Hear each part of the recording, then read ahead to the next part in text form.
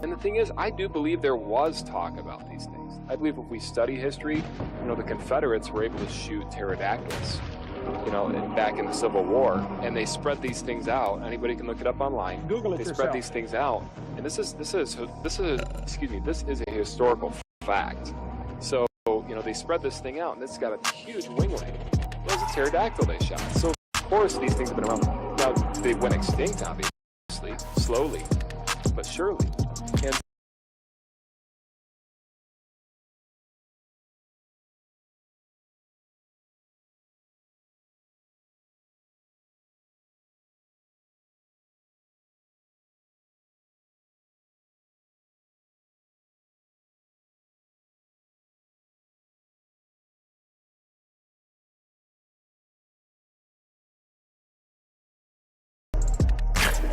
Oh my God.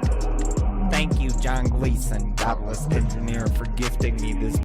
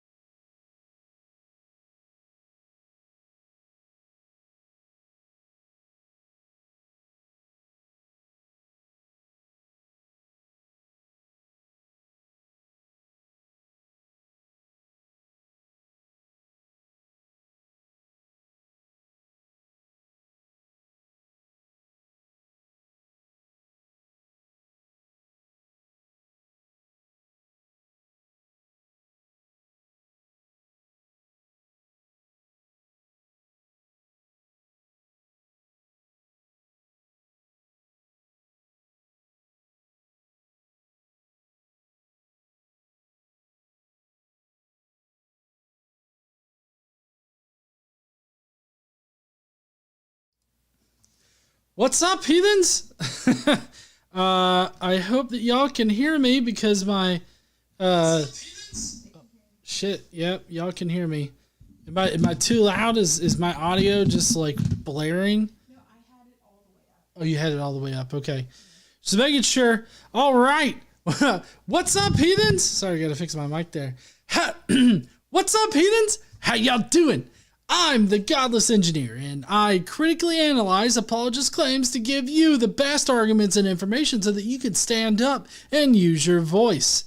Tonight, we have a Muslim apologist that's doing sort of a street epistemology, not really street epistemology, but street apologist kind of video where he's interacting with somebody and he's trying to convince them that atheism is a fairy tale, or it's kind of got mixed messaging. Either atheism is a fairy tale or atheism is illogical. We're going to find out which. It might be both. Who knows? It's an illogical fairy tale according to all of them. Daniel M. sending in his first super chat tonight saying, David says good night. Hey there, David. I hope you have a good night and a great 4th of July. Yeah, I don't know. I'm not getting any sound from there. Hold on. For some reason, the sound didn't come through on that. We're not getting sound from like in our earbuds at all. Yeah, I'm not sure what's going on. I gotta figure this shit out. Cause like, Always existed. Because there's something. okay, so that plays through there. But it plays through the speakers, not the ears. I know it's because I switched to the speakers.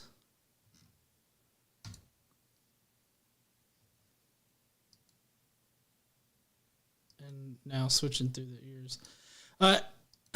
Anyways, we're going to figure this shit out here in a minute. If you want to fuck around and find out if atheism is a fairy tale, if atheism is illogical, we're going to take a look at what this guy has to say. But if you want to fuck around and find out any of those things, then please stay tuned. And this probably isn't going to work either.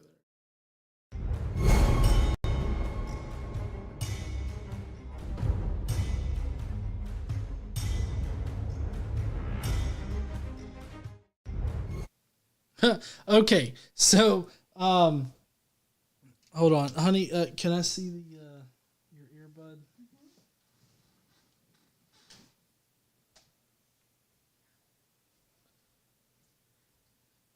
Let's try to fully disconnect these earbuds here, or maybe I should just buy some new ones.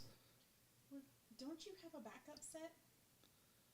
I did, although now my mouse is like being all weird. I told you we have a ghost in the house. We have a ghost in the house. Mm-hmm. Daniel M says, I'm going to fuck around and find out tonight. We will I get don't answers. know if y'all know this, but when you get to heaven, your moral actions are not judged. You're only judged for believing in me. Thank you. Well, fuck. None of this shit was doing this earlier.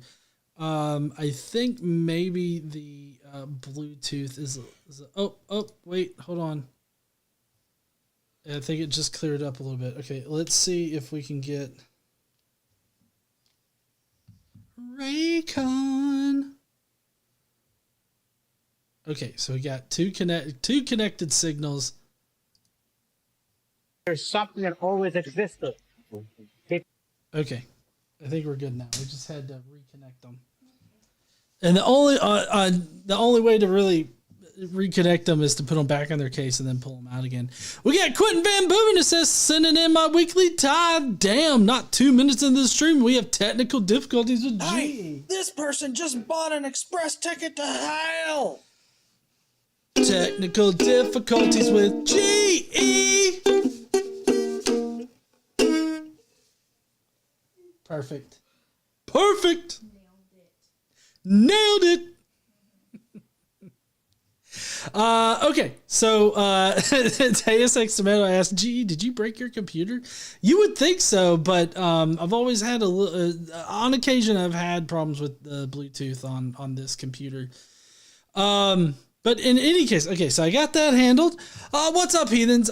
So if you guys don't know, every month we donate to a charity. We pick a charity to donate to. This month we're going to be donating to the Trevor Project, which helps LGBTQ individuals, and they provide a lot of great services to the LGBTQ community. Tater's gonna tate.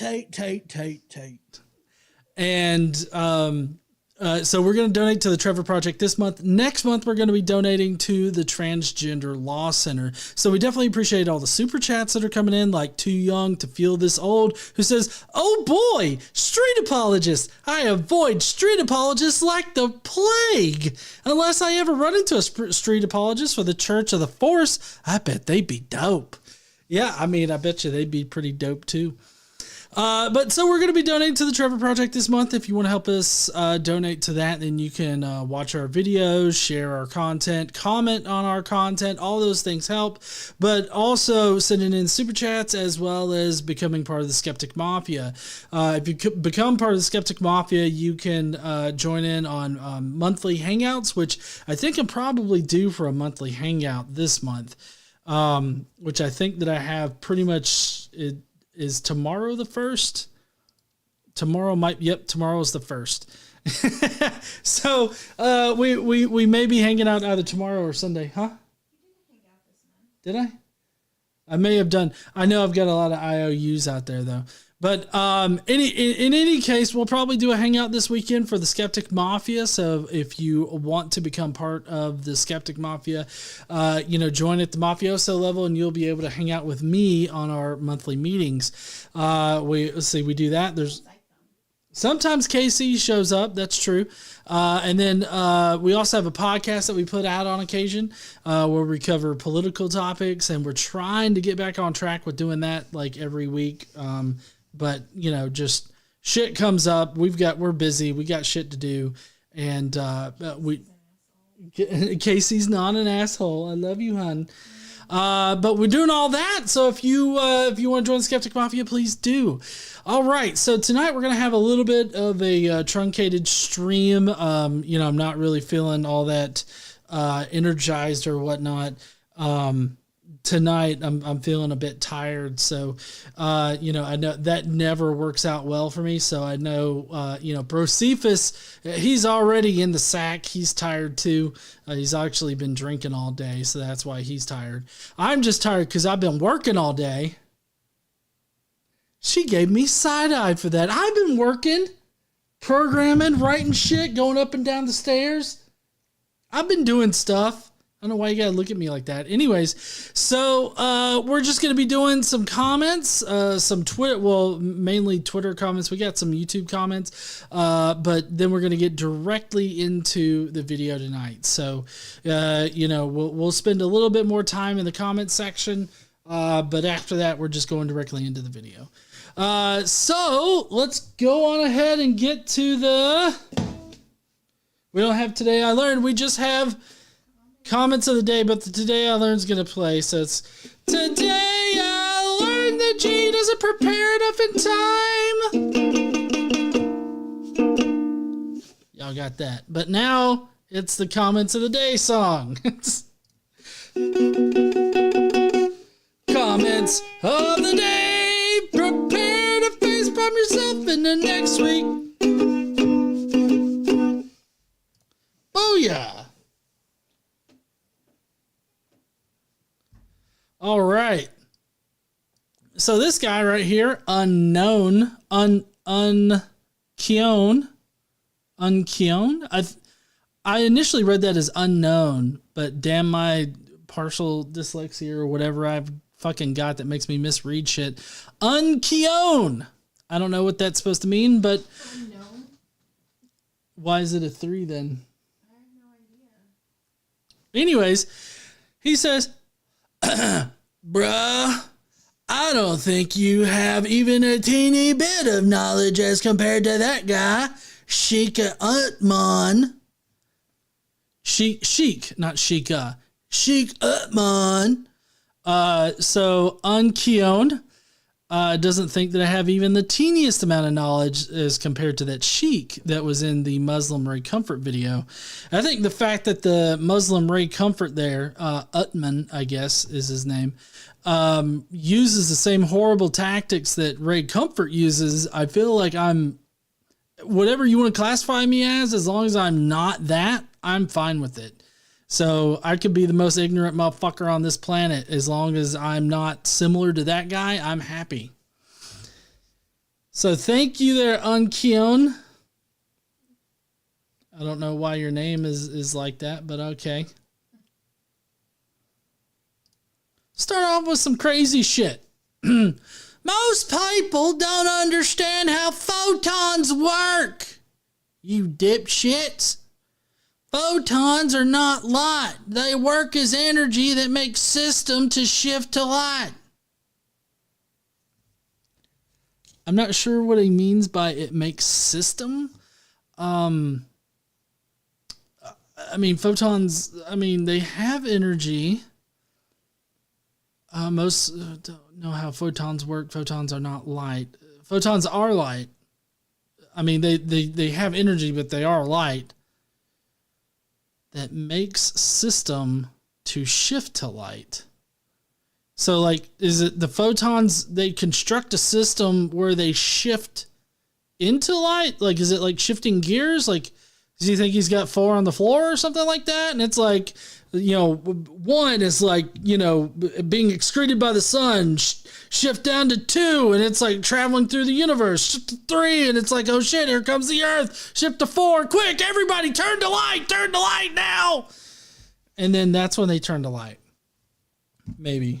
I don't know. Anyways, interesting all caps post you got there, bud. I'm sorry to say this, but we have an appearance of she who shall not be named. No.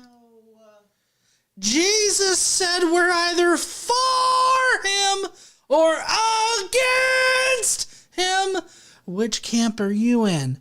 Avada Kedavra! I'm in the you can fuck off forever camp. Casey's in the you can fuck off forever camp for she who shall not be named. So anyways, we're either for him or against him. I'm neither. Like, I'm not for him and I'm not against Jesus. I'm against people using Jesus to cover their shitty personalities or their shitty actions. Like the Conservative Party right now. The Conservative Party is all about using Jesus to cover their ass. But they not only use Jesus, but they also use kids. Because the conservatives, these far right-wing conservatives that seem to be taking over the conservative portion of our political environment, they don't give a shit about kids. And here's why I say that. I say that because if they cared about kids, they would actually pass laws that benefit kids. But they only seem to want to restrict laws. Gesundheit. That's okay. You all right? I'm allergic to dipshit Republicans too. But they would pass laws that benefit kids instead of restrict like benefits to kids. Like restricting social programs that would help them, which we learned last week. The more social programs can provide to kids in need, the better off that they'll be. Republicans don't like that because they want to keep poor people poor. Because if poor people get rich, then where's the money gonna go? It's definitely not flowing into the Republicans' pocket, so that's a bad thing. It's flowing into these other people's pockets now, and they don't like that none. They like to be sort of a gravity well for fucking money, and they don't care if they have to take it out of the mouth of, whoever, babies, kids. It doesn't matter who they've got to steal it from. They will definitely pass laws that will take money away from them. And so, yes, conservatives are shit.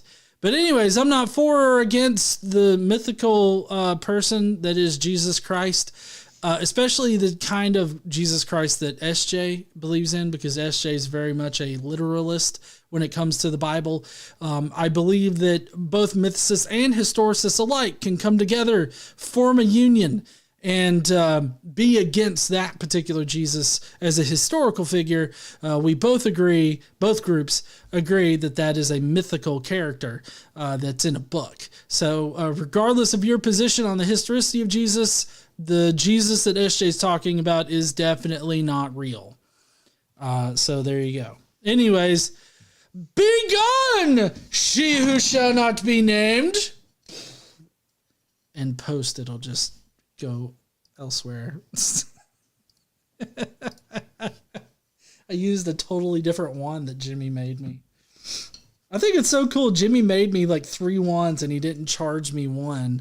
It didn't charge me anything for him. I was supposed to do something for him, but he never, I made a small video that he was supposed to put up, but I don't think he ever got around to it. But anyways, Zach Henderson says, look at the law of entropy. Everything decaying, essentially human DNA included. It was proven recently that even that is decaying. Birth defects rise with every new generation. Adam and Eve's DNA was the best there ever was, being the first. So my question is, whenever this comes up, for one thing, you have to prove that everything is decaying. Like, it's been 4 billion years, and I mean, shit's just been around. I mean, stuff is decayed, and stuff is regrown, stuff is decayed, and it's like a fucking cycle or some kind of fucking shit, right? Anyways, I'm not exactly sure what they mean by human DNA is decaying. I remember seeing something in a scientific journal about it, but I seem to remember it not being a decay like this guy's talking about it decaying. He's talking about it like going away completely, and I just don't think that that's accurate right there. But in any case, the thing that gets me about this position, that Adam and Eve's DNA was the best DNA out there, is... You have been blessed by Christ. Now go forth and suck my dong. Is like, how do you exactly characterize the best DNA, like the best human genome? Like, what are the characteristics of it? Because, like, blonde hair, blue eyed, Aryan as fuck kind of thing. I do believe the blue eyes is a mutation. I think blonde hair is probably a mutation. Let's see. Is blonde hair a mutation? The mutation that makes people blonde, however, isn't in the gene itself. It's in a different region of the DNA that controls how the gene actually works. So it's an epigenetic thing. It sounds like no, not epigenetic. Sorry. The single letter change from A to G in the 4-letter DNA code makes the difference between being a blonde or a brunette. So yeah, even being blonde is a mutation. Probably means DNA with no error is what Cernian says in the chat. But again, I don't know what that means with no error. Like we can identify, genes that are neutral and genes that are bad now, in our DNA. But I mean, what does it mean that there's no errors? I'm just kind of curious. Like we would have to, I guess we would have to know what you should classify as an error. And also we have people now that, don't have any kind of birth defects or don't have any kind of, negative effects from any of their genetics. Are they a continuation of this perfect like genetic line or something? I guess I just don't know what the characterization of that DNA is. And I never know like what people mean whenever they say it. Especially if you go into, well, that just means there's no errors in it. It's like, well, what do you mean by a fucking error? Do you mean that, there's nothing in there that causes any kind of genetic anomaly, like genetic defect or anything like that? Well, there are people living without genetic defects now. So what does that mean for your whole perfect DNA fucking thing kind of deal? Anyways, so Zach continues with, comparing incest from that time to now is just misleading. It would not produce the same results. Also, even evolutionary scientists will tell you everyone alive today came from common ancestors. However, they spin that is another story, but that was conceded because the evidence is undeniable. Well, so comparing incest now to incest then, like I feel like the issues with incest are the same now as they would have been then. Like the issues with incest, Just a little bit of money. the issues with incest is that there's an increased chance of recessive gene expression. And if you have enough of these, or if you have enough or just the right amount of recessive gene expression, you can end up with a bunch of genetic defects and disorders and stuff. But also, incest is regularly practiced in the animal kingdom in various populations. I remember seeing like a dog breeder thing where apparently like Chihuahuas are bred through incest. And then also like purebred animals, those are bred through on occasion, maybe not completely, but I mean, they're, to keep a purebred, they pretty much have to be bred with, other dogs of the same line. And so it ends up being incest in one way or another. So, I mean, the issues with incest don't have any, like, you can definitely compare the problems with incest across the ages, because the problem is with the mechanics of sexual reproduction. It's not like a moral comparison here or anything like that. Like Adam and Eve, even if they had perfect DNA, they would have had recessive genes. Like there would have been genes that are recessive, because that's just part of how DNA works. And then if you're going to go from there and be like, oh no, there was no recessive genes, then it's like, well, then DNA just worked completely differently. DNA was just completely different. The mechanisms were completely different.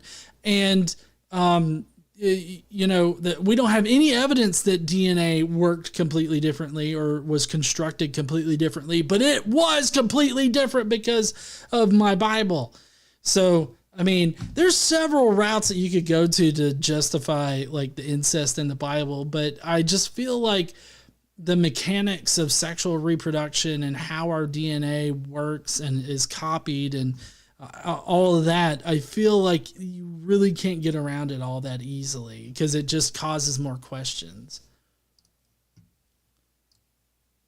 All right, next up, this is how Cain got a wife. Okay, so this is along the same lines as it. I think this guy's saying the same thing. Josh says, I'm not saying that I agree with this. I don't, but they have an explanation for how this is okay. They think that humans were created with perfect DNA and that mutations are always bad.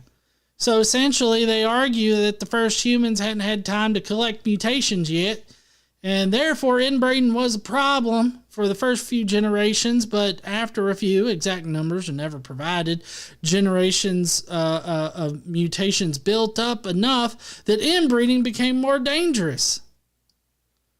And humans started avoiding mating with close relatives as a result.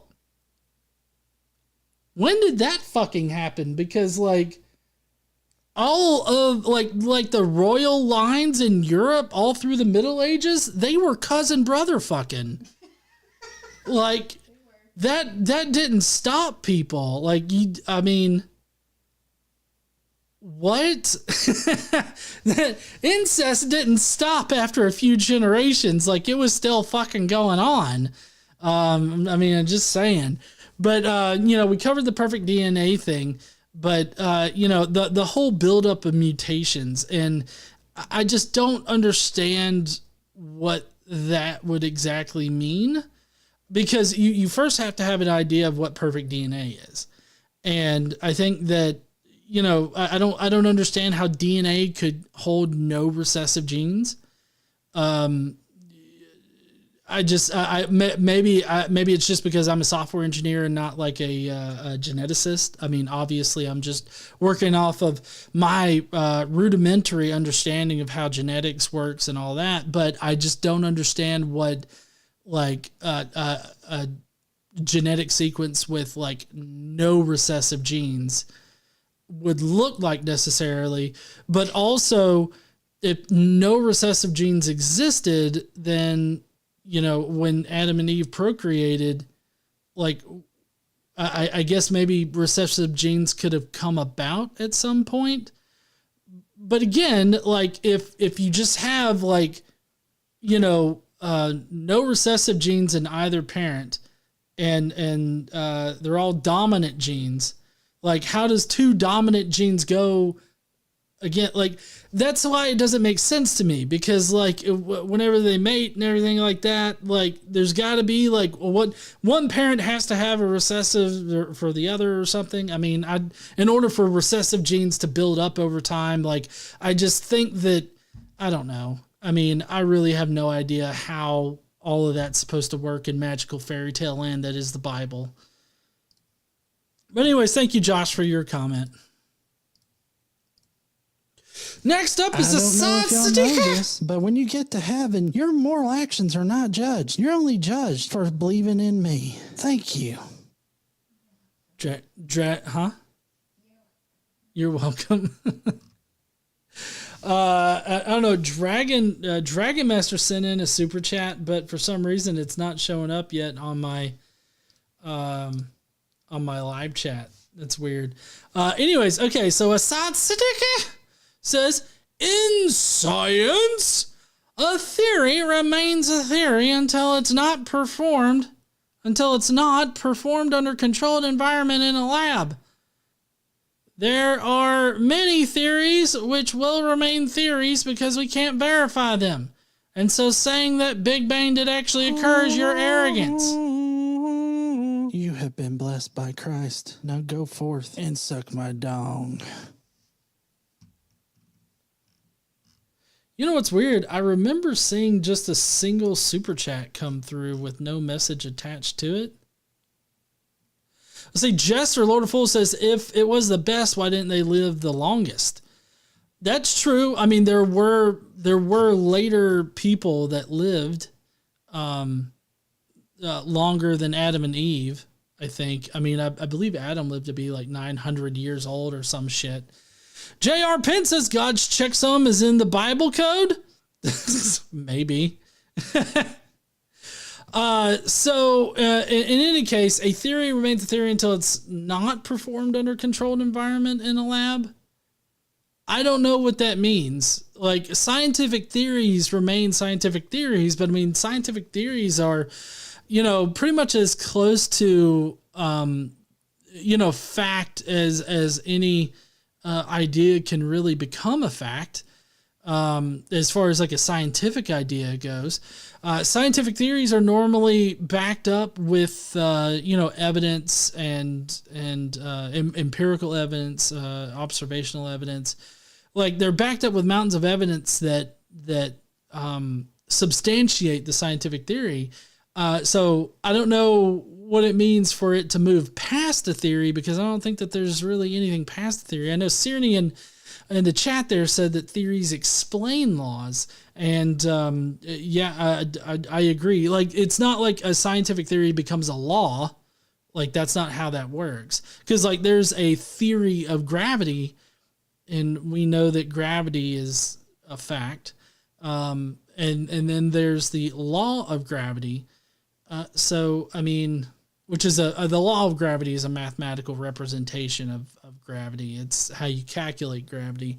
So, I mean, I just don't understand what it means for it to be not performed under a controlled environment in a lab.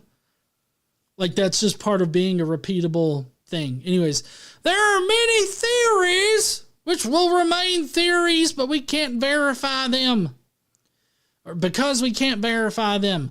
So I think he's talking about hypotheses at this point. Like, there are several hypotheses that will remain hypotheses because we can't determine them. Like, for instance, like there are a lot of hypotheses out there about what happened prior to our universe inflating.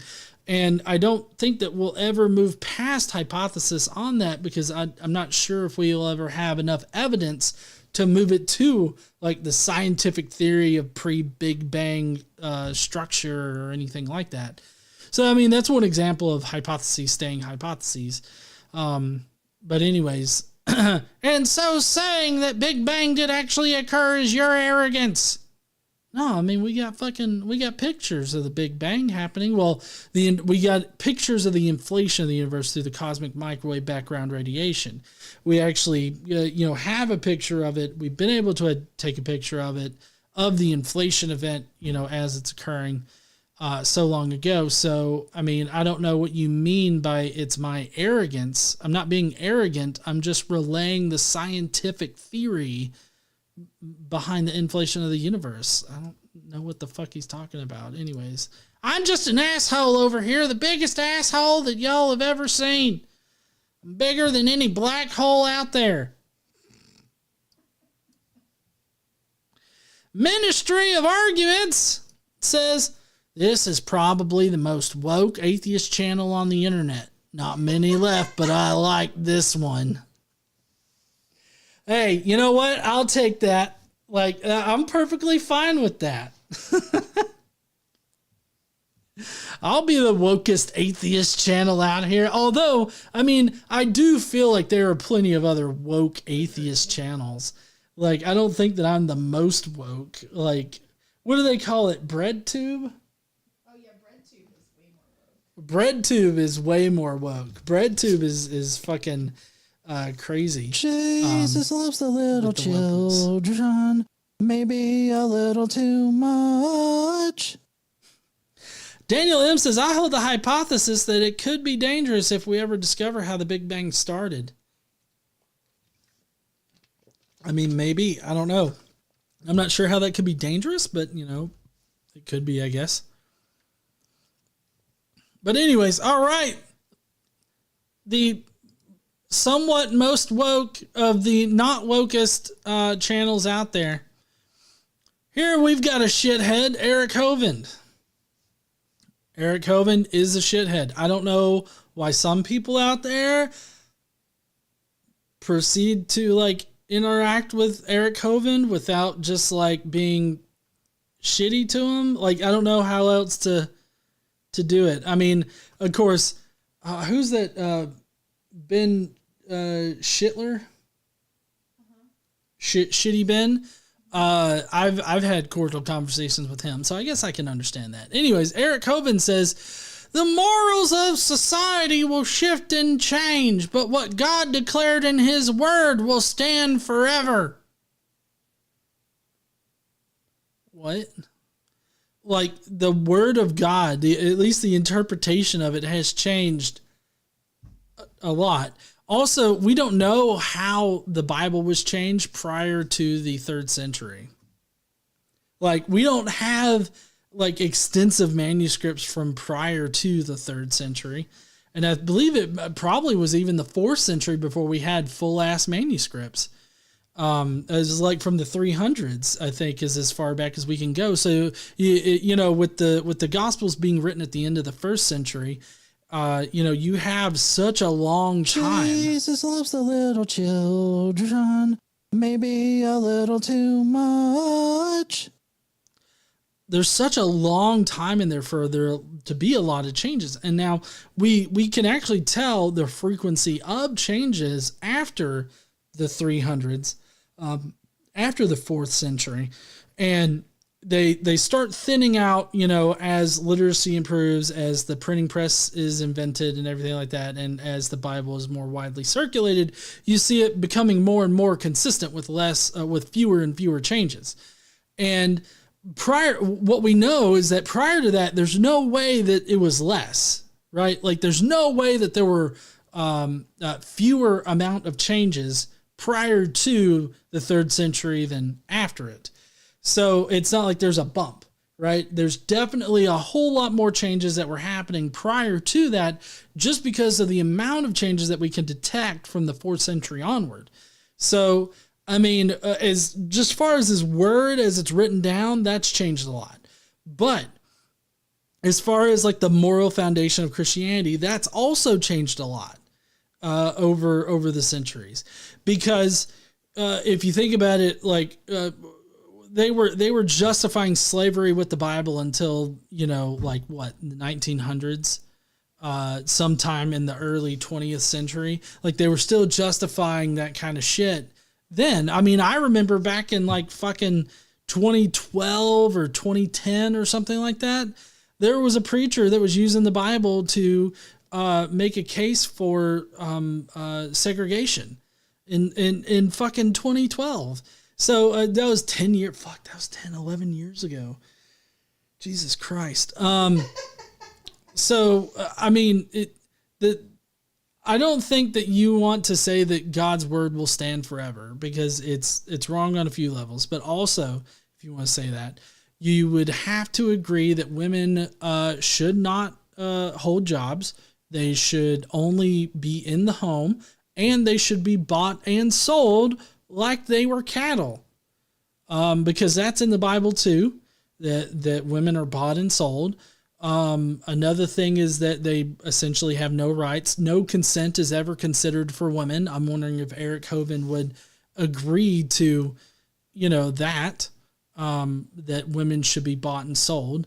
And a lot of times apologists will say, oh, well, you know, that was a specific rule set for a specific time because God couldn't tell them not to own women like cattle, right?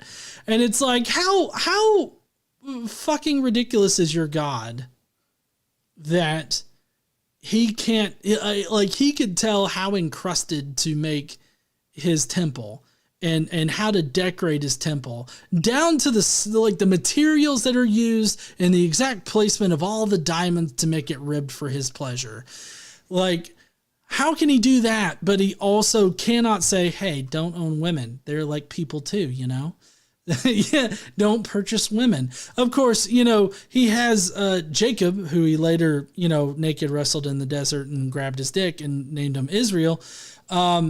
He bought his 2 wives with his labor.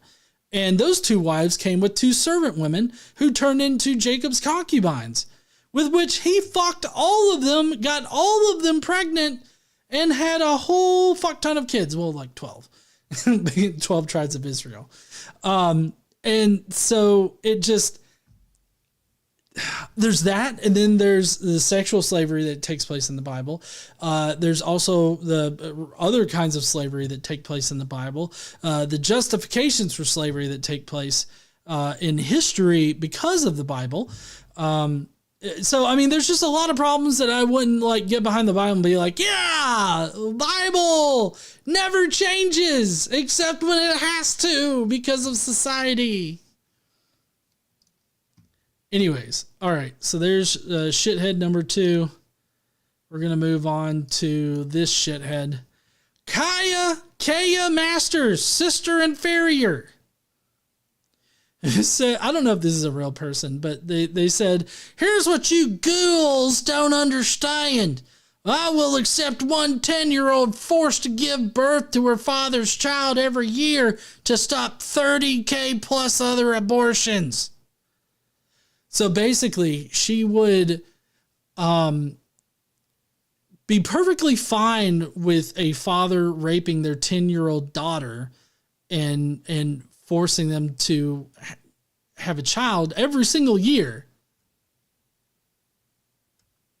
And then force other women to go through unwanted pregnancies and have children that they didn't want in the first place. Like, this is a shit position all around. Dragon Master said if he only had 12 kids, that's less than the Duggars. Pfft, I know. What? Wine money. I can actually just make wine. Fucking Jacob needs to get on that quiverful movement. Daniel M. said, it's not so much as having the knowledge of how the Big Bang started, it's the resulting experiments. Oh, okay, I see. I see where you're going with that now. But so Kaya did follow it up with saying, ideally, we'd prevent that situation from ever happening as well, but I understand we live in a world of trade-offs and I'm willing to play ball. Just take a second to let that sink in. She's like, oh, I'm willing to gamble somebody's livelihood that's not mine and force them to go through something that they shouldn't be forced to go through at 10 years old. I'm totally willing to roll that dice for that person and make that decision for them. Like, fuck off with your stogie there, Kaya.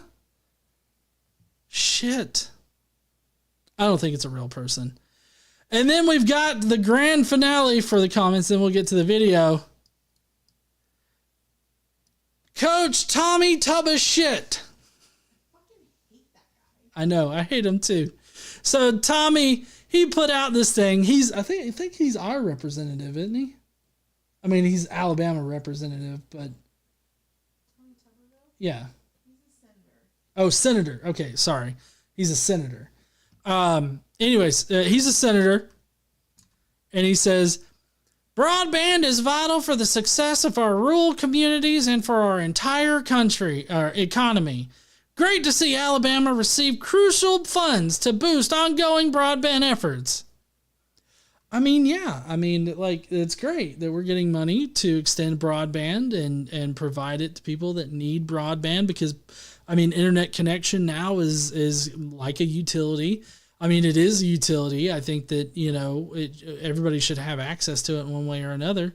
So, yeah, I totally agree. Great. But the catch is, right here, readers added context, Senator Tubba shit voted against the fucking bill that provided this funding.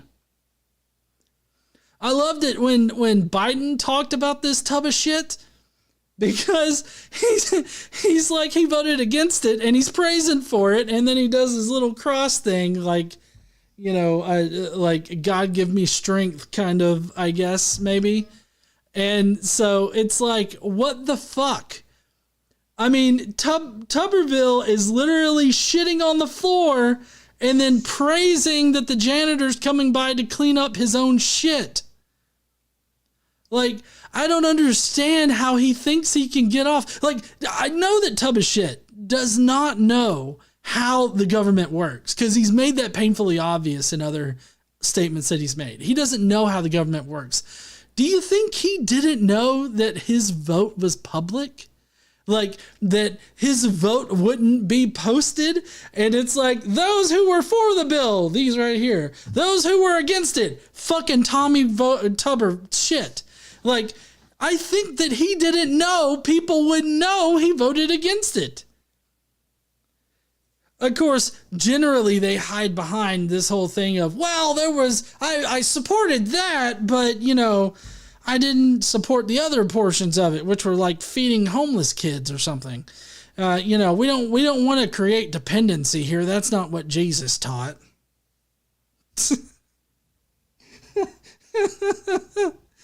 Oh man, tub of shit. I hope that this is his only actual time as senator, because he's just so fucking horrible for our state.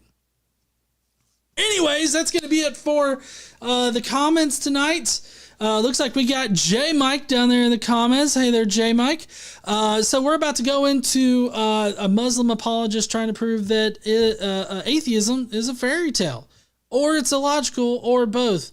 I'm not exactly sure which one. And you know what? I've got this very lovely Stream Deck here. Steam Deck. I've got a Steam Deck too, but Stream Deck here that I'm not using. So let's get on to the video.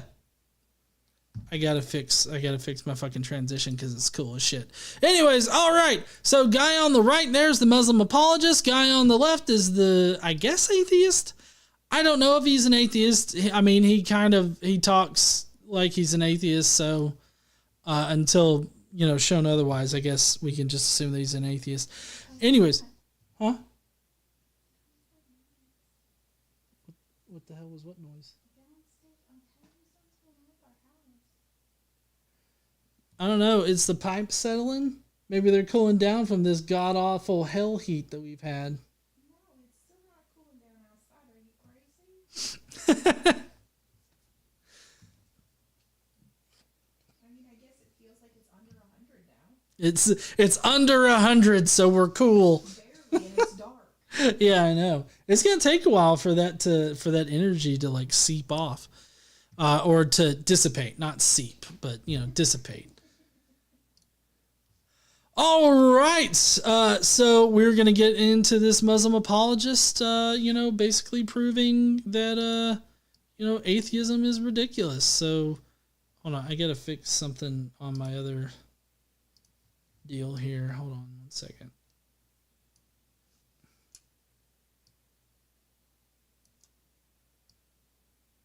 Okay, here we go. All right, let's get to it.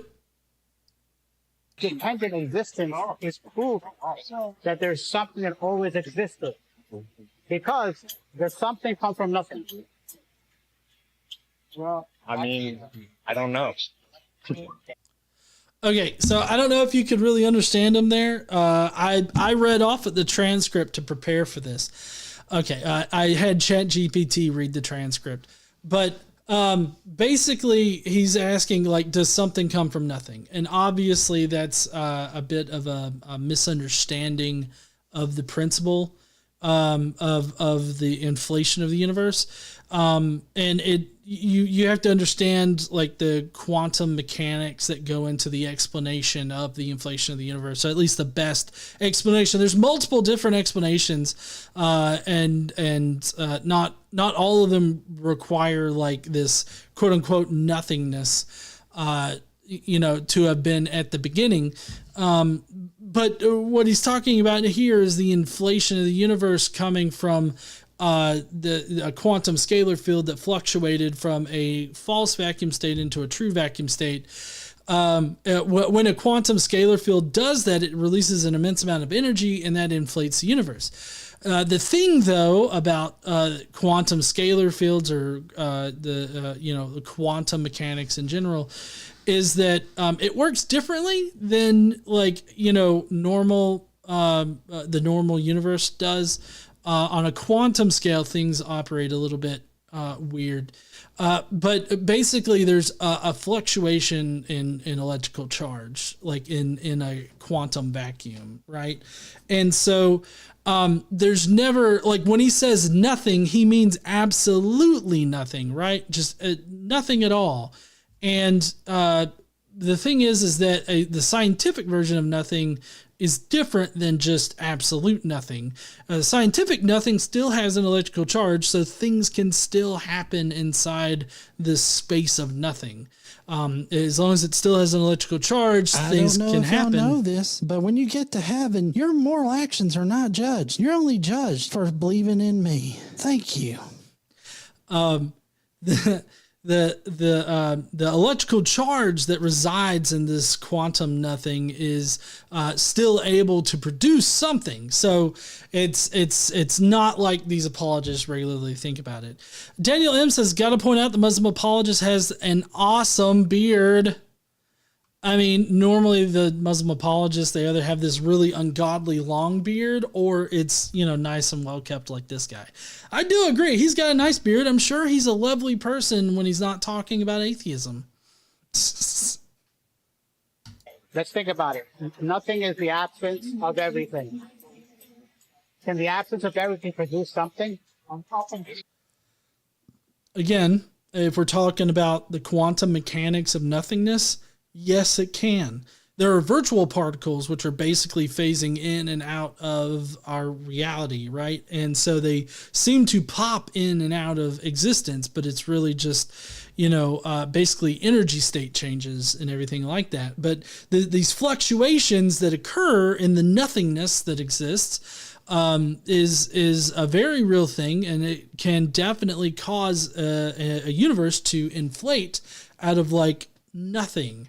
As scientists would understand it. He thinks that it's absolutely nothing, which is not a scientific term. If you're going to speak about a scientific hypothesis or a scientific theory, maybe, just maybe you should, keep with the same kind of vocabulary that they use, because the absolute nothingness that this guy's talking about is nowhere near what the scientific theory is talking about. I don't know. I feel like you can't necessarily say either. But And, honestly, the I don't know answer to this is perfectly fine. I feel like a lot of people are afraid of not knowing answers to things. They feel like it puts them in a very weak position. But I mean, I just feel like it's being honest. Like this guy on the left is just being honest with this guy. Like, I don't know. And I think that that's probably the best answer. Anybody that's not actually, into this particular area of science, I think that's the best answer that you can give. Like, I don't know if something can come out of what we perceive as nothing, kind of thing. for something to exist, it requires certain attributes, certain qualities, right? Yep. It can't come from zero. Well, when a Muslim apologist says, it can't come from zero, right? Like he's perceiving zero as if it were, as it is rounded to zero, because the actual nothing that exists isn't exactly zero. There's like a really small amount of electrical charge. So, it would appear as zero to you. You'd round it down to zero, but it's not actually zero. What comes from nothing? Nothing means absolute void. What if nothing is just like a construct that we've created that makes sense? 100%. So nothing really doesn't exist.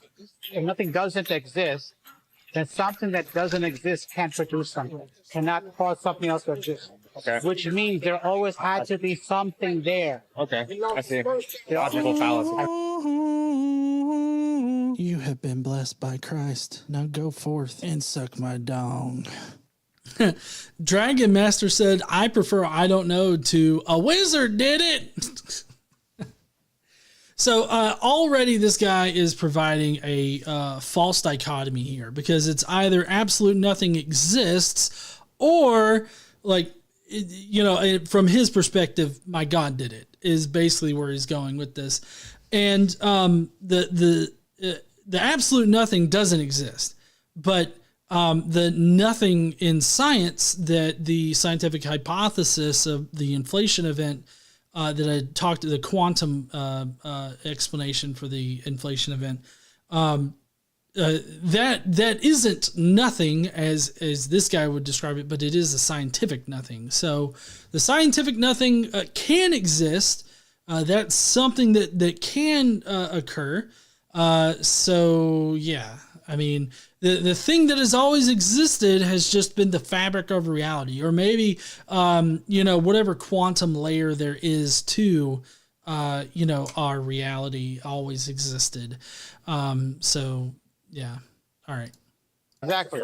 There always had to be something which brought something into existence. Otherwise, nothing that we see here will exist.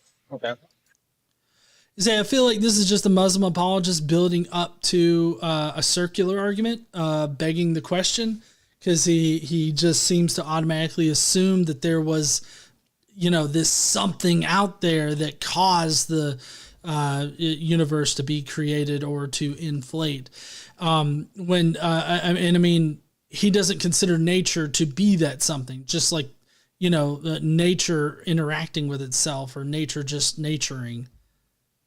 That's an interesting aspect. That's why we said it has to be one eternal creator when all the string of dependencies actually stop.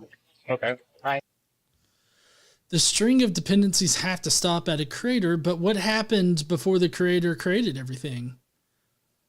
What I picked up on right here was him trying to head off this whole infinite regress type thing. Like there's an infinite regression all the way back and all this other stuff. But I really don't think that their explanation really heads it off, because it's like, what was God doing prior to creating the universe? Like, I mean, if God is eternal, it never came into being, what was he doing all that time prior to coming into existence? Prior to our universe coming into existence? Like, what the fuck? Was he just sitting there in his lazy boy? Jester said he was fapping. He was just sitting there masturbating away, but he had nothing to masturbate to. So it's like, let's create this universe to eventually get Pornhub. And that eternal creator, who's one, right, indivisible, has communicated to mankind over the centuries and sent prophets and messengers and told us that he has created us, and there's a certain purpose and a wisdom, a reason to live this way. Oh, we just mentioned there has to be one that always exists. There has to be an eternal being for anything to exist. Also, so what does it mean to be like an eternal being outside of time and space? Because time and space came into existence with the inflation of our universe. What does it even mean for something to exist outside of time and space?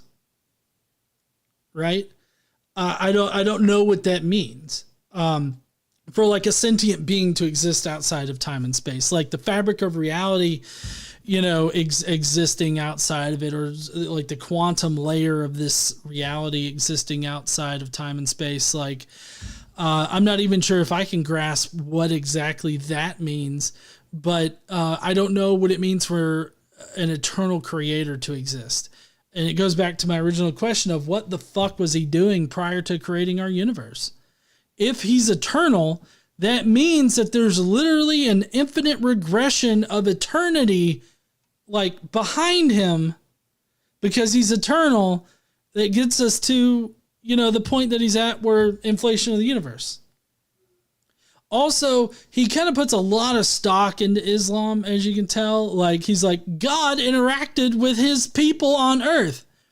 So you mean to tell me that this all-powerful, all-knowing deity that created the entirety of the universe only communicates with one species on this tiny rock in this tiny not quadrant, but this tiny little speck of the area of the known universe?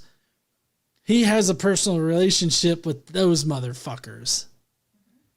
How does that fucking make sense at all? Otherwise, nothing really Can't explain like how that eternal being came to be, right? Like what was the beginning of that eternal being? Yeah, so that's the definition of eternal, no beginning. Okay. Because if we gave the eternal being a beginning, now we need to find another eternal being. What if the world is eternal? The problem with that is the universe is dependent. Like, look at the cosmos. The sun is dependent. You look at this earth is dependent. Us, the human beings, are dependent on things to exist. So anything that is dependent cannot be eternal. Well, I mean, he hasn't actually proven that any of that is dependent. I mean, I guess he's talking about those things being dependent on the universe existing. Like, you know, those things wouldn't exist without the universe existing. And I guess that's the way that his God differs from things inside the universe, is that his God is not dependent on things. But that's just him sort of ad hoc claiming that his God isn't dependent on something. Like, I mean, he's just stating it. And more importantly, the Quran is the one that's just stating it. Like, he's referencing the Quran, but the Quran is just like some fuck that was in a cave who was hallucinating. The angel Michael wrote some shit down and was like, oh, yeah, this God, nothing created him. He's not dependent on anything. And also, here's another question that I have. Why is this independence from everything else like a needed quality? Like, why is that needed at all? Like, it throws me off when these people just sort of make up these fucking requirements for a God and then say, oh, well, my God's not dependent. Okay, good for you. How does that factor into this entire conversation that we're having here? It just feels like it's out of left field. Like they're just coming in here. Oh, well, my God's not dependent on anything. Pluck that right out of the fucking atmosphere. So I don't understand how any of that helps with his explanation of God. It just kind of seems like he's just, well, not him, but the Quran is just piling these things on, and it's just stating them in an ad hoc manner without actually substantiating why an independent being is necessary. Like, he just automatically assumes it's part of his presumptions. He's working like a presuppositional apologist. You see what I'm saying? So the eternal thing has to be independent, because if once it's dependent on something, then it cannot be eternal, because as long as that something is there. It makes it very hard to prove, because, I mean, everything has a dependency. Exactly. And so if you keep having a string of dependencies, we're going back to the first point. You have a string of If there were no humans, would the creator still exist? That's what eternal means. He's always there. That's what eternal means. He's always there. I feel like if humans didn't exist, his God wouldn't exist. I mean, I feel like gods need humans to think about them in order for them to have any relevance on like their understanding of reality. So, because like, if you think about it, we don't use the Egyptian gods or the Greek gods or the Roman gods. Like, we don't use any of those gods for our understanding of how reality works, right? I mean, I'm sure that there might be some people out there that believe that those gods exist, but I feel like, these gods, in order for them to be real in some sense, it requires somebody to first consider them real. Whereas like gravity, you don't need anybody around for gravity to work or to happen or to exist in this reality. Like, gravity just happens. Like, gravity was working prior to humankind coming into existence, and then gravity is going to work well after we're done. Because that's just part of reality. That's part of the fabric of reality, in the explanation of reality. Gravity exists. But God, I mean, the fact that like this God, the Muslim God, which is the same as the Abrahamic God, but the specific characteristics of Allah, the Muslim God, didn't come into reality, wasn't made known until the 7th fucking century. And at that point, they literally just basically copied off of Judaism, changed it, added some more shit to it, and boom, you got yourself a new religion. It's just that some dude got high on opiates in a cave. That's it. That's the difference. Okay. Always. He's not dependent on any existence. Otherwise, if you think about it, nothing would exist. That was on his video, calling people's attention to subscribe. He feels like if he makes them deaf, people will subscribe to become more deaf. Sorry, it caught me by surprise, so I got to go back a little bit. That's what eternal means. He's always there. Okay. Always. He's not dependent on any existence. Otherwise, if you think about it, nothing would exist. But then you think like, Wait, if God didn't exist, then nothing would exist. That's going to need some fucking evidence for sure. I don't know how he exactly gets to that, but it seems like a whole lot of bullshit to me. I mean, considering that Allah didn't exist in the cultural mindset or in anybody's mind until the 7th fucking century. I mean, that's if you consider, Allah to be a completely different version of the Abrahamic God. Like, people knew about the Abrahamic God, then they knew about the Christian version of the Abrahamic God, and now they're going to know about the Islamic version of the Abrahamic God. Like, I mean, this God didn't come onto the scene. This version of this God didn't come onto the scene until the 7th century. So I don't see how he can really say, oh, well, if Allah didn't exist, then people wouldn't exist. It's like, motherfucker, we've got fossils that show a gradual progression and evolution of human beings. We have that. We know how that happened. It did not require Allah to do it. this person doesn't fit, like, they don't have human thoughts, right? What is this Well, we person don't say like? that the creator is human or a person. Right. But we do say that the creator has will. Okay.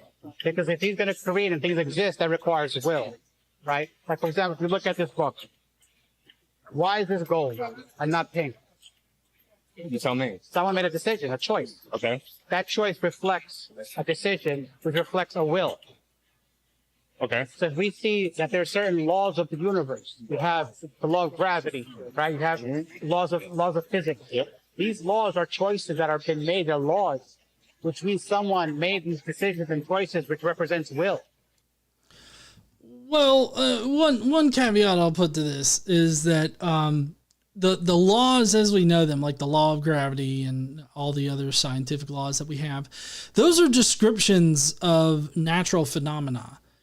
The thing about natural phenomena is that they don't need an intelligent being in order to operate because they just do. And he's sitting here with the presumption that Allah exists. And he's got the presumption that Allah crafted these laws. And so he's if you can tell, he's building it's a circular argument. You know, well, there are these laws that had to have been crafted by somebody, and this somebody crafted these laws for a reason, and these reasons are these reasons, and then that brings us back to, oh, well, somebody had to do it, therefore my God did it, and we're back to laws are created. But the laws that he's talking about were crafted by humans to describe the reality that we're in. I think what he's actually trying to get at is, like, who made nature work the way that it does? And I can understand having the hypothesis that God is necessary for nature to operate.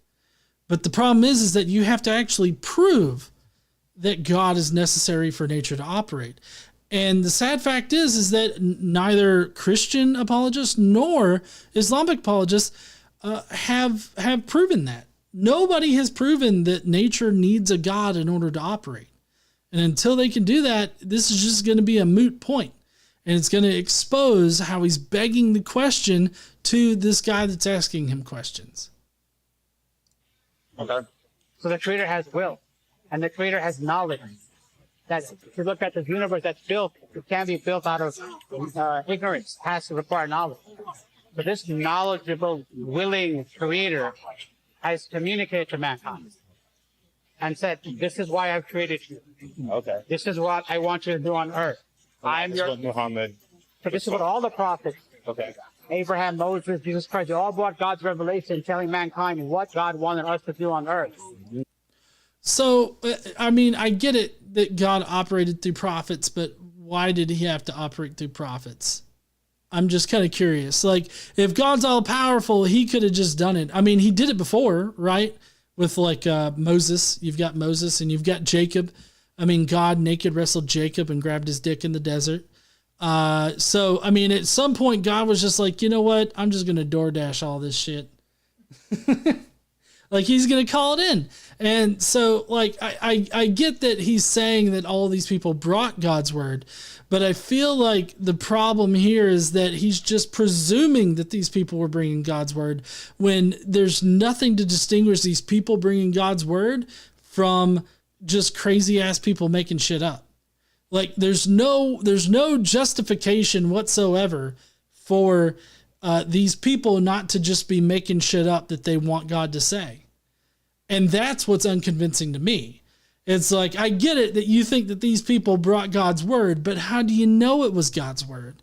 How do you know that they were communicating with God? And I mean, we just can't know that. And all he's asking us to do is just to believe without evidence. Because he's not providing evidence. I would assume that if he had evidence, or if evidence was important at all, he'd be providing it.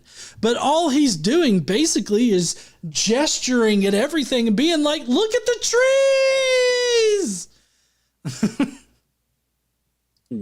The only issue is that those scriptures have been tampered with and lost.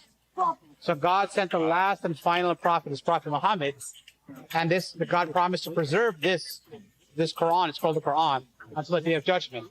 So in Birmingham, so technically the archangel Gabriel brought God's word to Muhammad, and Muhammad somehow wrote it down. He was supposedly illiterate or couldn't write or read or something like that. But so, I mean, it was literally a telephone game. Like, even if it were, let's assume that it were real, an angel came down. You basically have God telling Gabriel, and then Gabriel telling Muhammad, and then Muhammad writing it down the best that he could as Gabriel is dictating it to him. Like, and then not to mention the several things afterwards that were not that were opinions by early, like Muhammad or early figures in Islam that were later tacked on to it. So, I mean, it's kind of interesting how he just obfuscates it. And he's like, well, God revealed himself to Abraham or to Muhammad. And I mean, that makes it sound like God came down and flashed his dick in Muhammad's face in that cave. But that's not what happened. God flashed his dick to Gabriel, and then Gabriel flashed his dick to Muhammad. And then Muhammad wrote, some fuck in a bright cloak. He flashed his dick at me. All praise God. And that's what happened. Found a manuscript of the Quran which is carbon dated back to the time of the Prophet Muhammad, and it matches verse for verse. The Quran has been passed down straight through its lineage. No, I'm listening. Okay, there's an interruption here, but this problem that I see here is that he's just saying, oh, the Quran, you know, like we have the original, let's just say we have the original manuscript of the Quran, which we don't exactly, but let's just say that, you know, we accept that, you know, this Quran dates back all the way to the time of Muhammad. That doesn't mean that what Muhammad wrote down while he was high on opiates in a cave is like historically accurate, is real or true about reality. We would need some kind of like evidence, right? That that the things that he was writing was true, was comports with reality. Now, considering that, there's several different things in the Quran that are very unscientific and ahistorical.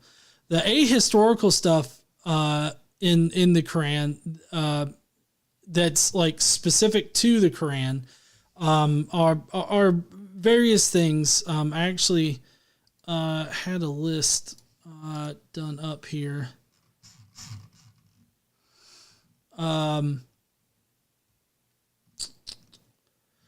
So yeah, there's like there are several narratives in the Quran that are not likely to be historical, such as the story of the sleepers in the cave in the Surah Al-Kahf, Kaf, the story of Dual Quranyan, Surah Al-Kahf, and the story of the she camel and the prophet Salih, Surah Al-Araf.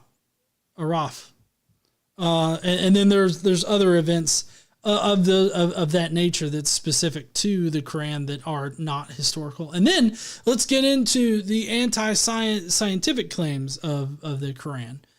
We got MathWiz 742 saying if it was possible for Allah to make sure that the Quran wouldn't be corrupted. Jesus loves the little children, maybe a little too much.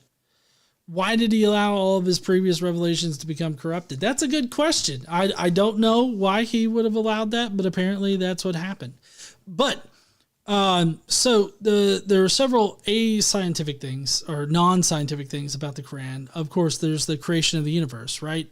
And this is mentioned in Surah Al-Anbiya 2130, the Quran 2130. It mentions that the heavens and the earth were created in 6 days, and that obviously differs from it. So, I mean, it stays with the Jewish interpretation or the Jewish timeline of the earth being created. Another thing, something that's a little different is embryology.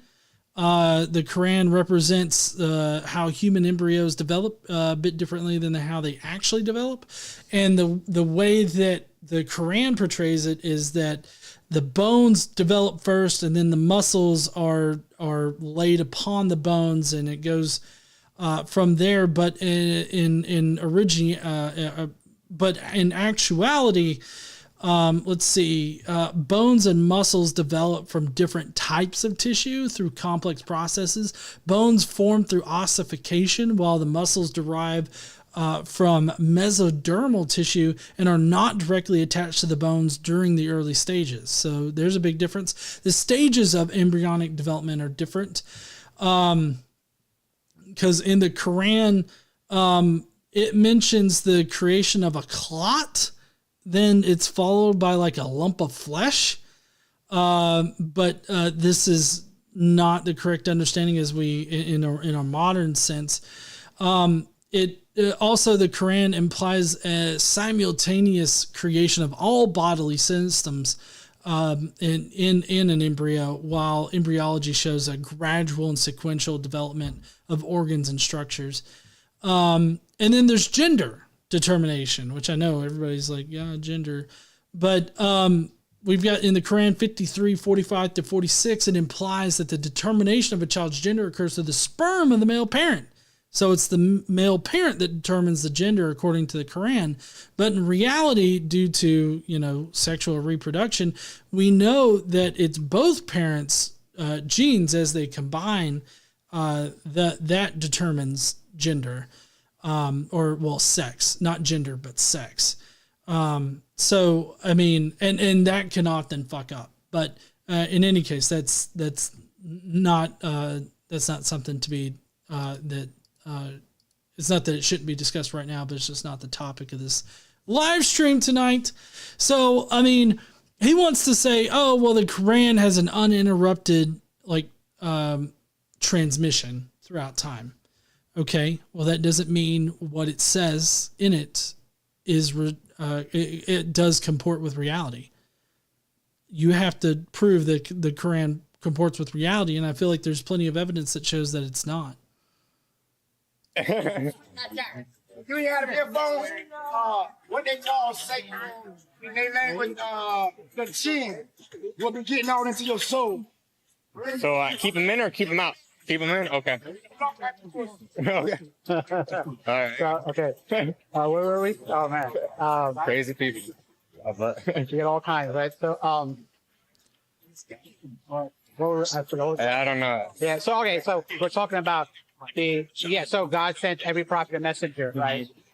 This is the guidance, and so it was lost and tampered with, and then the last and final prophet Muhammad, where the Quran came to as the prophet Muhammad, God promised to preserve it for the day of judgment. Okay. Because it makes sense. He's the last and final prophet. This is the last message. God's going to preserve it till the end of time. And Wait a second. Now, there was a blonde fuck in America sometime later that discovered some golden plates, and he's the final prophet. I feel like there should be a Islam and Mormon throwdown over this, because like Joseph Smith's the final prophet, okay? Until the next prophet for the newer religion. Until then he's the final prophet. I feel silly arguing over who's the final prophet, but it makes no sense to be like, hey, he is the final prophet until Joseph Smith claimed to be the final prophet. so there's a manuscript which is carbon dated back to final prophet Muhammad. And this tells you all about what God wants from us. The Bible has been rewritten. And Yeah, it's have their own little annotations in there. Yeah. You know how this is traced back? How? So the prophet Muhammad, when he got revelation from Angel Gabriel, he spoke the words, he had scribes write them down. That generation of scribes memorized the whole Quran. Oh, it had to be handwritten, right? Memorized the whole Quran and handwritten, and then passed down to the next generation certified, meaning we know we have a chain of individuals going back to the prophet Muhammad. So, I mean, Christian apologists use this same kind of argument for their text, especially for an original authorship of the Gospels. They say that, their memories just worked so much better. Like they just had the entire book memorized, and they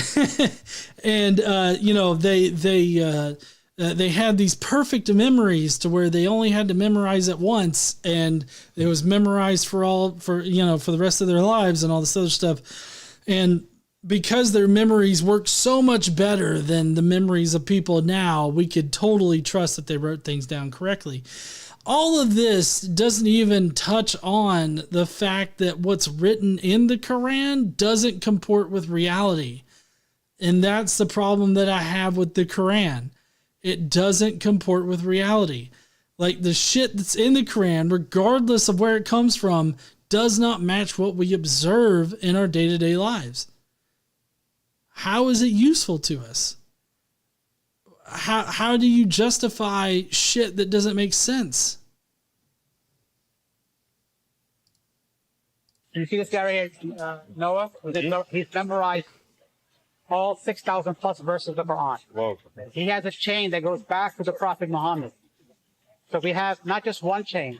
We have thousands of chains going back to the prophet Muhammad that verify and match verse for verse. Oh, it's tied down to this. It's tied down. It's a science that's continuous. So we don't follow like manuscripts that are found somewhere in the cave. It has to be traced back to the prophet, right? So this has been preserved, and this is the guidance for mankind. Okay, still, none of this matters because there are things in the Quran that don't comport with reality, things that we know that are false. So it literally doesn't matter if that's literally the first Quran that was written by Muhammad himself. He could be holding the book that Muhammad wrote, which he's not, but he could be holding the book that Muhammad actually wrote in. It doesn't matter if you can't substantiate the claims in the book. It's not like the ultimate citation for the entire Quran is Gabriel told me some shit. And trust Gabriel. He's an angel of God, yo. And like that's the citation for the Quran. Fucking an archangel. Right? Like I don't see how we can take that seriously. That compounded with the fact that there's so many anti-scientific things in the Quran, I just don't understand why an unbroken transmission of the Quran should convince us of anything. I mean, there's probably an unbroken transmission of the Book of Mormon. Does that mean what's in the Book of Mormon's true? There's an unbroken line of transmission for all Spider-Man comics. Does that mean Spider-Man's true? Like the things that are contained in the Spider-Man comics, are those things true? Like, you understand how this is just not convincing whatsoever. And yeah, we don't know what the original Christians wrote. That just means that we don't know what their original theology was. So we have to guess. And we can make strong inferences about what they believed, but we'll never know for sure because we just simply don't have those texts. What we can say, I guess, as he's presenting it, which I don't know if any of the information he's presenting is accurate, but if he's presenting this and is correct about what he's presenting, all this means is that we know what the original theology of Islam was, and we could directly compare that to reality. And if it doesn't match up, then it doesn't fucking matter. Right. So this is a message, something you can look into reading. So if I read that, would it explain like everything you're saying? Or? I just gotta do this. Spider-Man's real to me, damn it! Explains a lot. So here's our contact information, the email. Okay. Right? But you believe in one creator, right? There has to be an eternal being, otherwise nothing would exist.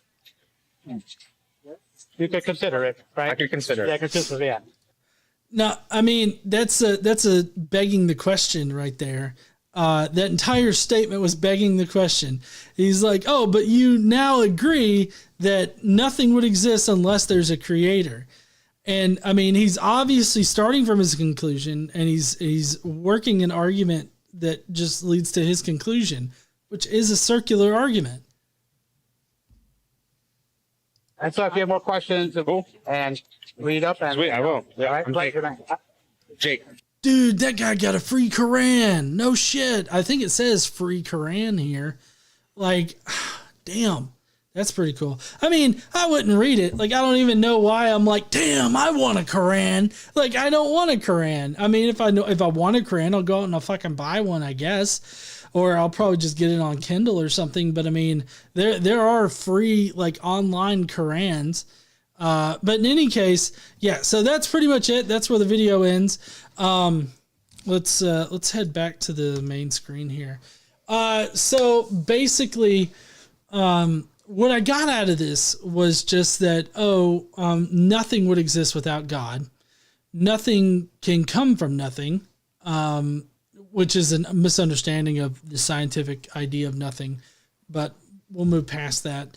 But the entire video presents a circular argument. It begs the question, and even straw man's, the atheist position as well as the scientific hypotheses and scientific theories.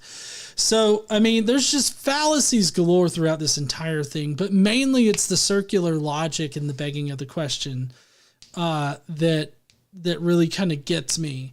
And where I'm not convinced with Islam right now is basically that, their entire line of argumentation, at least as this guy has presented it, is Muhammad was in a cave and he wrote some shit down that he claims came from an archangel named Gabriel who was relaying information from God.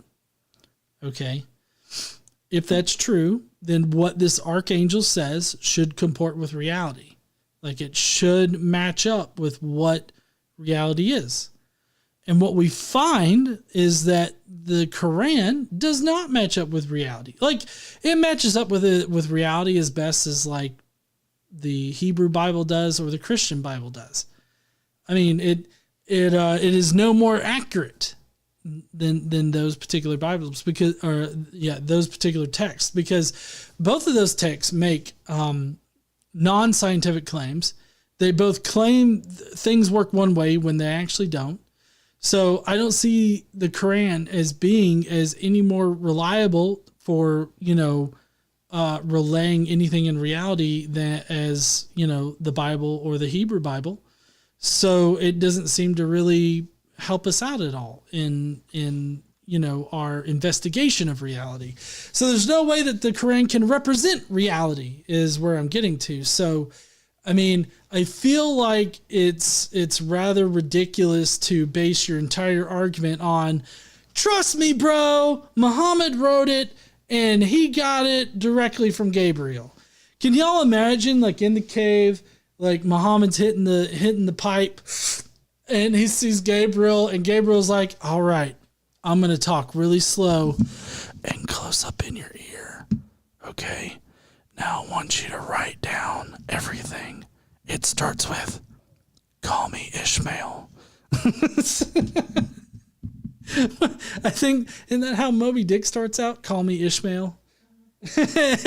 Because, you know, the whole thing about the Quran is that, you know, the Muslims are an offshoot from the original Jewish tribe or the Israelite tribe through Ishmael, I believe. So it's funny. Anyways, everybody's like ASMR. I don't believe in your God because he doesn't comport with reality. So, you know, maybe just fuck off with that bullshit. I tried to do a totally ASMR video once, and it just was not popular at all. I think I'm just creepy as ASMR kind of shit. Anyways, so that's going to be it for our video tonight. I hope you guys enjoyed it. We're about to go to the Skeptic Mafia comments. They normally have a lot more stuff to add to the conversation, so if y'all want to stick around for that, please do. But before we go, if you will, please head down there into the comment section. Let me know what you guys thought about this video tonight. Do you think that this guy was convincing at all? Do you think that he had poor arguments? Do you think that all of the fallacies that were presented in it really undermine his argument? Let me know down below in the comments, and while you're down there, why don't you smash that like button and subscribe if you like this kind of content. Don't forget to stand up and use your voice and have a happy America Day. Freedom! America! Fuck yeah! Gonna blow some fucking shit up now. America! Fireworks! Now it's time, like July 5th is the time for the montage of all of the firework fuck ups for this year. That's July 5th. Anyways, y'all have a lovely weekend. Stay safe if you're in America and you're celebrating America Day. And I guess we will see you heathens next week. Don't forget to stand up, use your voice, and all that kind of good shit. Bye, heathens. But don't go, because we got some fuck yeah America Skeptic Mafia shit to go through. Got to get to the posts first.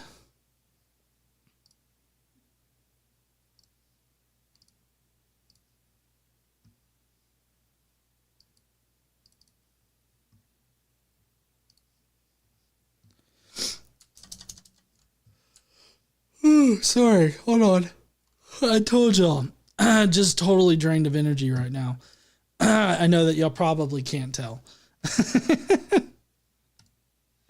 All right, here are the Skeptic Mafia comments for tonight. I so appreciate the Skeptic Mafia for giving me their input on all of this. So first up, we got Ninjesta, who says, Sniff Test says it stinks, and not like Country Gold. Before the Great Expansion, there was no time. Anything within a timeless expanse would be pretty well have to be eternal. Beyond that, I haven't looked at Muhammad's teachings, but seeing as we can't even decide who his priests are, I'm going to say that it's not very hard to find some contradictions. In this case, those contradictions tend to be lead instead of ink. But hey, how picky do I need to be to throw away claims with no evidence on file?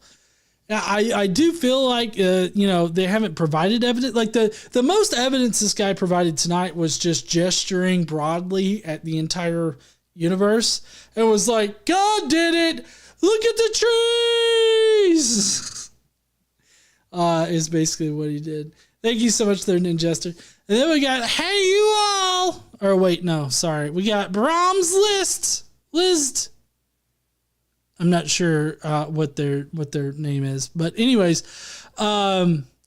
probably won't watch it just from the title. It's obviously a straw man of atheism. Atheism cannot be a fairy tale, which, honestly, we started out being like, is atheism a fairy tale? But he never really tackled atheism. Like, the most that you could say that he tackled atheism was the whole something from nothing thing, which people attach to atheism, but isn't about atheism. So this guy in this video didn't prove anything about atheism. He just sort of defended his faith, which I'm fine with, but don't title your video as proving that atheism is a fairy tale or stating that atheism is a fairy tale when you're not even going to say it in the video. That's the bad kind of clickbait, I feel. Let's see. Atheism cannot be a fairy tale. It's simply the position of non-acceptance of a claim that a deity exists. Why don't atheists or theists get this? I don't know. That's a good question. I have no idea why. And then there's, hey, you all. Says, I am not, nor have I ever been, nor shall I ever be an airplane. Therefore, airplanes are a fairy tale based entirely on the airplaniest religious lifestyle choice. I just don't even have enough faith to believe in airplanes. I like that search and replace there for that particular stick. That was great. Thank you. And then we got Deus Ex Tomato, who's got the best ASCIIs around. And Deus says, I really hate these people on the street interviews. They always pick out the easiest marks and completely catch them off guard. They didn't go there to, quote, debate someone and aren't prepared, whereas the interviewer is fully prepared and have their arguments memorized. Anyway, not going to ramble on. ASCII time, and the ASCII is, it's a SpongeBob, like doing his thing. It's that little meme. That's perfect. Even SpongeBob disapproves, and it takes a lot to piss him off. And if you don't want to piss SpongeBob off, go ahead and give that smash button a big like and ding the subscribe button. And if you're feeling especially charitable, go ahead and join the Skeptic Mafia. You can vote for and even watch them, comment on them, and you can have your comments read along with other perks like a, quote, monthly hangout. Anyway, you know it by now. Casey is always right. Eat your damn fruits and veggies. Drink some fucking water. I've got my water right here. I think I can actually drink it now.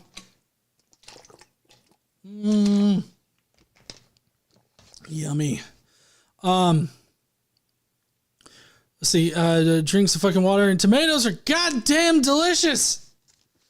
Thank you so much there, Deus Ex Tomato. I appreciate you. All right, well, that's going to be it for the Skeptic Mafia comments tonight.